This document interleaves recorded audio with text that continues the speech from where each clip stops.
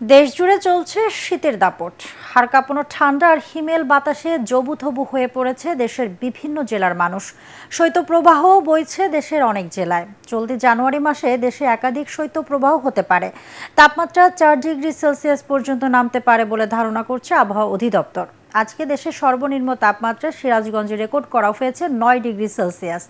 অতিরিক্ত শীত ও ঠান্ডার কারণে অনেকেই জ্বর, সর্দি ও কাশিতে ভুগছে। ঘন কুয়াশার কারণে বিমান চলাচল, অভ্যন্তরীণ নৌ পরিবহন এবং সড়ক যোগাযোগ ব্যবস্থা সাময়িকভাবে ব্যাহত হতে পারে। শীতে বিপর্যস্ত হয়ে পড়েছে নরসিংদী, শেরপুর, কুড়িগ্রাম সহ দেশের বেশিরভাগ জেলার মানুষ। এদিকে সকাল থেকেই ঘন কুয়াশার চাদরে ঢাকা হয়ে আছে রাজধানী। আবহাওয়া অধিদপ্তর জানিয়েছে, দুপুর পর্যন্ত মাঝারি থেকে ঘন কুয়াশায় ঢাকা থাকতে পারে রাজধানী ঢাকা। শীতের অনুভূতিও আরও বাড়ার সম্ভাবনা রয়েছে।